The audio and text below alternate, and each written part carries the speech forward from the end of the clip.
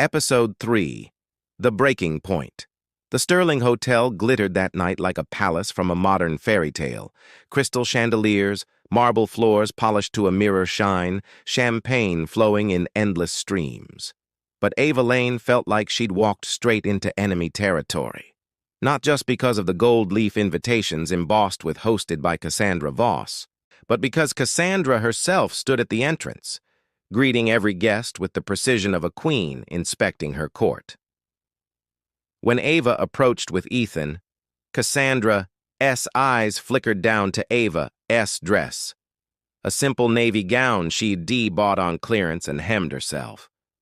"Lovely," Cassandra said smoothly, her lips curling in something that wasn't quite a smile. "Vintage?" "Not quite," Ava replied, forcing a smile back. Cassandra tilted her head as though indulging a child. "Ah, of course."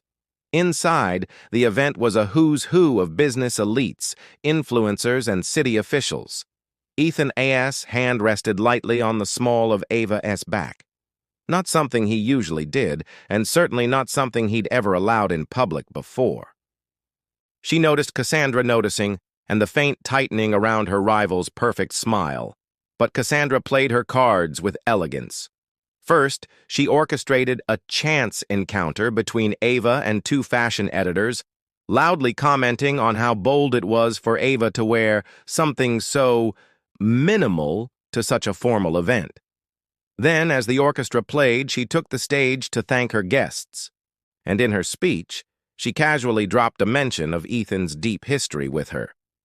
The crowd's eyes immediately darted between Cassandra's diamond-bright smile and Ethan's unreadable face. The final blow came when Cassandra intercepted Ava near the balcony. "He'll never love you the way he loved me," she said, her voice soft, intimate, the kind of tone designed to slip under the skin. "You're just the girl who broke his rules, a novelty, and novelties fade."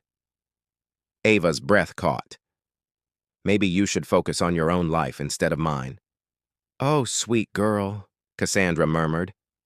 "When he's done with you, you'll wish I had."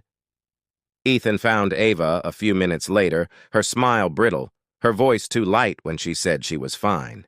He didn't press, not then. But as the evening wound down, Cassandra made her final move. She approached Ethan in full view of the crowd, laid a manicured hand on his chest, and leaned in as though to whisper something just for him. The photographers swarmed, cameras flashed. Ava's stomach dropped. Ethan froze for half a second, and then, in one fluid motion, stepped away from Cassandra and crossed the room. He didn't hesitate. He didn't glance back. He simply took Ava's hand, turned to the nearest reporter, and said clearly, "This is the only woman I'm with tonight." The words hung in the air. Cassandra's smile faltered for the first time all evening. Back in the car, Ava was quiet, still processing the public declaration. Ethan watched her for a moment before speaking. "She wants to push you out," he said. "She's doing a pretty good job," Ava admitted. "I'm not letting her," he replied. His voice was calm, but his grip on her hand tightened, not possessive, but protective. For a man who had lived by the rule of no contact, Ethan Cross was holding on like he had no intention of letting go.